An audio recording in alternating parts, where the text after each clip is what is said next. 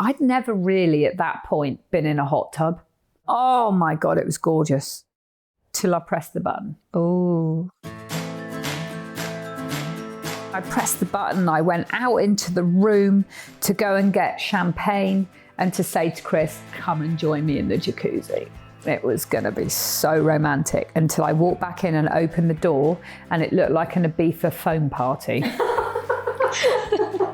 I was like panic struck. I kid you not, the bubbles were about a foot off the ceiling. The whole thing had gone up, like raised like a meringue pudding. So I'm yelling to Chris and Chris comes in and he's just like, what have you done? I'm picturing the two of you basically tunneling through the bubbles even to get to the jets. Yeah. To get to the control. Naked. Jump in with both feet. Go big. Follow your dreams. Grab life by the reins. This is how we live. We're Callie King And Andrea Wadey, 2 horse trainers always looking for adventure and finding it. Join us for stories of dangerous travels, wild animals, new challenges, and in the end, always learning. alongside our magnificent horses. So saddle up. And follow along. You're listening to Grab Life by the Reins.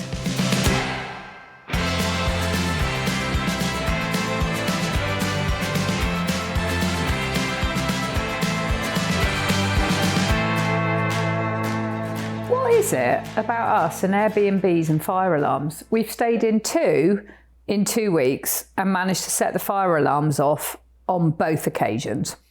I think they have the settings too low for sensitivity on the fire alarms. No, I think it's because you were burning the sausages.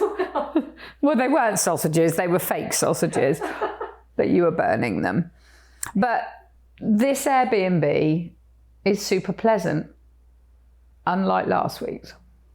What, you don't like going through Bilko doors to descend down a flight of 12 steps into your Airbnb?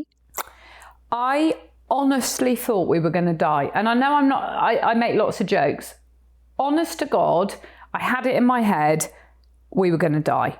So we arrive, anyone in England, this is just not normal. I know it might be normal for you in America, it's not for us. So we pull up at this Airbnb that Callie had booked. And to be fair, the farm was really pretty, wasn't it? The farm was pretty. Mm-hmm. It was a little bit in the middle of nowhere. Well, that's an understatement. And the guy that walked out the garage looked like a serial killer, but that's another story. Well, we have to describe. So it was one of those styles where he was balding in the middle and then the hair on both sides kind of just stood straight up. Yeah, you look like a psychopath. Mm-hmm. Well, you were leading me in there, weren't you? Trying to kind of play down what you could see and I couldn't. Well, he led the way. He met us outside of his garage around the little trail around the side of the house. And when I saw the doors, I just wanted to look back and see your face. I wanted to catch the moment that you saw where we were going. Did you know when you booked it? No, they were sneaky. They didn't say that it was in a basement.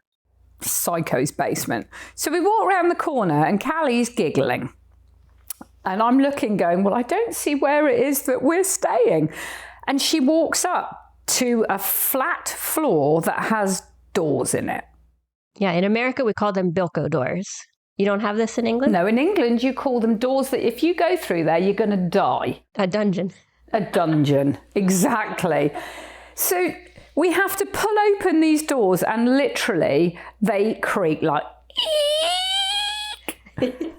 And I'm looking, I was like, there's no way. And I really actually was having an anxiety attack. I could feel the panic rising. I'm like, I can't stay here. I cannot stay here. And we go down there and Callie's like, you need to shut the doors behind you. I was like, why? Oh, in case the floodwater comes in. Oh my God. It was raining pretty heavy that night, to be fair. We would have had a wet floor if we didn't shut those doors. So I go back outside to make sure that we can open the doors from inside. You went off to the car to get something. She comes back in and like, where was I? on the kitchen counter. You were trying to open the window above the kitchen to see if we had an alternative escape. Yeah. And then we find out that there's a door that comes down from their house into our basement. So my thing, I'm envisaging, they're going to come down, they've stuck a stick through the Bilco doors, we're all dead. That's what my head was doing. Because you don't belong underground. It's just not normal. And you don't charge people for the experience either. I did get really sick from that muffin that I ate. Remember that? I told you there was these two like random muffins on the countertop, what we call cupcake. Well, we call them muffins too. And I'm like, don't eat them. They might have drugged them. And that's how they're going to get us. And Callie's like, don't be so ridiculous. Eats the muffin. Yeah, well, what happened to you then? Chucking your guts up an hour later. But you didn't even know this until the morning. But you did tell me that. So we had the smoke alarm go off, and there was for no reason. Yeah, and we smelled smoke. We couldn't identify exactly where it was coming from. It's a disaster. But finally, it kind of dissipated. We suspected maybe there was something on the stove, so we could let it slide. But then you woke up in the middle of the night, second guessing. Yeah. And came out to see if I was alive. I did. I was actually really scared. I was proper scared. I was just like, well, and I think I had reason because I'm telling you, the next morning there were jars of the previous Airbnb clients outside the garage. That was pretty good. When you walk outside of your Airbnb and you see a huge metal cooker with about 20 jars of blood and gore, unlabeled red sauce. If you're not used to Pennsylvania farming, it could raise some suspicions. You think? There's a table outside with serial killer cooking something outside. I'm like, well, that's the last Airbnb people. That's what's going to happen to us. And even better than that, we edged onto the killer cornfield. Oh, yeah, that's the corn is high these days. But we survived to tell the story. Yeah, and it did teach me a lesson that, different culture. But honestly, I was proper scared. Think I'd just done a bit of a number on myself. But I don't know. It's just, you're going into other people's spaces, other people's homes. I love it, but equally, it's a bit weird, isn't it? Well, Airbnbs are so common these days. Sorry. Damn phlegm. That's the rest of that muffin. Poison for life. Airbnbs are so common these days, and we stay in them all the time when we travel. But you told me a really good story of a jacuzzi in an Airbnb. Oh, no, that was so bad. So that was in Costa Rica, actually. And I think it was Chris's birthday. And we were going to have a night away down the coast in an Airbnb. Oh, my God, I'd forgotten about this. So it was called the Jungle Room. And she had like a little guest house, but some people, when they have guest house, they put their rooms on Airbnb, don't they? And it was beautiful. It was like this corner room and everything was glass and looked out on the rainforest. It was absolutely beautiful. It had like this big double bed freestanding in the middle of the room and it was all glass windows. And in the bathroom, it had like this hot tub jacuzzi. I thought, oh my God, this is amazing. Also had windows out onto the forest and we were on the second floor. How romantic. Oh, it was so gorgeous. And we'd been working really, really hard. Just lovely to have some time away. So Chris was like, I know that you love a hot bath. When I'm in England, I love a bath. You don't get baths in Costa Rica. So this hot tub in the bathroom was a treat. So we're running it with the hot water. And I just thought, oh, I love a bubble bath. Love a bubble bath. So I squeezed like shampoo in there to get bubbles. Oh, I just thought, oh, how lovely. I'd never really at that point been in a hot tub. I'll be honest. And this was a hot tub like with the jets. Yeah. That squirt water and the whole deal. Okay. Oh my God, it was gorgeous. Till I pressed the button. Oh. And it was great. So the water was ready. I'd put the bubbles in. I pressed the button. I went out into the room to go and get champagne and to say to Chris, come and join me in the jacuzzi. It was going to be so romantic until I walked back in and opened the door and it looked like an Ibiza foam party. And that shit got real. I was like, panic struck. I kid you not, the bubbles were about a foot off the ceiling. The whole thing had gone up, like raised like a meringue pudding. So I'm yelling to Chris, and Chris comes in and he's just like, what have you done? What have you done? So he's trying to turn the jets off. There's foam everywhere. I'm picturing the two of you basically tunneling through the bubbles even to get to the jets. Yeah. To get to the control. Naked.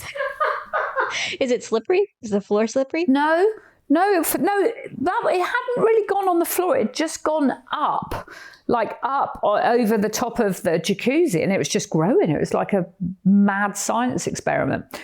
So we're panicking. I'm like, what are we going to do? What are we going to do?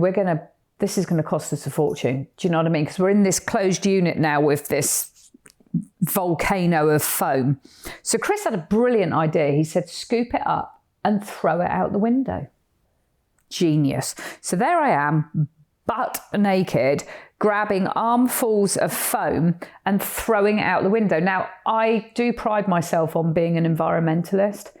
So I was a bit gutted about, polluting the rainforest. So I'm grabbing handfuls, throwing it out. So's Chris, who just can't stop laughing. And it becomes manageable. And we're like... So you got your romantic bath in. We did, actually. Nice. Yeah. But that's for the OnlyFans page. So we went downstairs in the morning because it's bed and breakfast. She's looking at us like stony-faced. We're like, how does she know? How does she know? We're like, maybe she heard us. La, la, la, la, la, la, la. No. Her kitchen window was directly underneath our bathroom window. At what time were you throwing bubbles? 7:00 in the evening. So she's down there cooking the evening meal for her family, and bubbles from the hellish Airbnb guests are flying. Yeah, by the bucket load, all pouring down past her window. Well done. Yeah, she wasn't best pleased, but it was funny. God, you've got to laugh, haven't you? But we didn't go back. We definitely did not go back. So I have a story much less romantic, but it also involves plumbing, water, and a rented home. Oh, no. So I worked a bit in real estate as I was getting my horse business started. Did you? My riding stable started. No way. And as part of that work, I happened to acquire a foreclosed property. So I was able to get it pretty cheap. Nice. Because I found out about it since I was working in the business. Got this place, got it fixed up, rented it to my first tenants. So I was really excited, really proud. Feeling very accomplished. Very proud that I was a landlord of all things. Well, how old were you then? I was 22. Yeah. Brilliant. So got this place, first tenants move in. About 2 months after they moved in, I get a call. You got to come down. We've got a problem with the plumbing. Toilet won't flush. Oh, no. Okay. I've heard this is the stereotypical, you're a landlord, you got to go fix the toilet. So I loaded up my truck with my plunger and various equipment and drove down, confident that I would be able to figure this out and fix it. So this is an old home with the old like copper main that goes out, to the street plumbing, to the street sewer line. So I get down there and I'm like, okay, well, what's going on? It won't flush.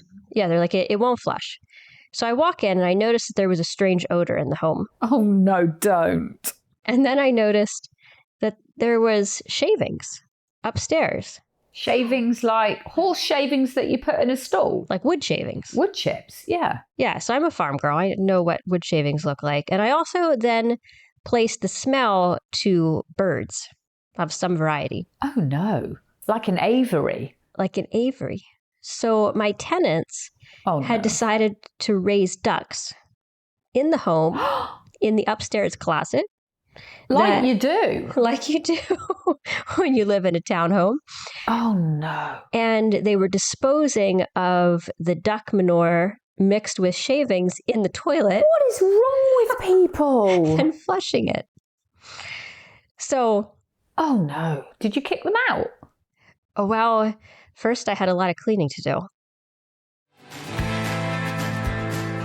I wanted to just take a break in recording to tell you about my book. Crossing Bridges is about my journey coast to coast in Costa Rica with my friends and rescue horses. This was life-changing, life-affirming, and made me rethink what horses were capable of. Crossing Bridges. It's a great read. I hope you enjoy it. I decided, okay, I'm gonna trace this line. Now I know I know what the problem is. My lines are clogged with duck shit. Nice. But I thought, well, maybe I can odd still feather. fix this. The odd feather. So I went down. I knew where to open up the line where it went out to the street. Like I went down in the basement, the place to open it. So I go down there with my big old pipe wrench, crank it open, and all of a sudden it comes flying out of there. No. It was buckets upon buckets. It ended up, because it was so backed up, and they're up on the second floor. So we've got like 30 foot, at least 40 foot of pipe that had been filling. Oh, and it's under pressure at this point. Under pressure. The whole basement filled up to about 4 inches of backed up sewage. Oh, no. Oh, horrendous. So I had a lot of cleaning to do. I had a call to a real plumber to pay to fix all of the damage that had been done. Did your tenants have to pay for that? I tried to get it out of them, but my novice landlording skills, I didn't end up getting the whole bill recouped. I did get the ducks kicked out of the closet. They rehomed the ducks. Oh my God. They stayed for another 6 months, and then they rehomed themselves as well. Oh my God. Plumbing, that's a job, isn't it? Gosh. Yeah. Thank God for all the plumbers in the world that come and rescue us at situations like that. Actually, didn't you have a plumbing issue this week? I came round the corner in the field and you were fixing something and she'd put like the Bellagio fountain in the middle of the horse field. Yeah, that's what happens when you go to fix a float on an automatic water, and instead of fixing it, you end up just pulling off the whole mechanism and water sprays everywhere.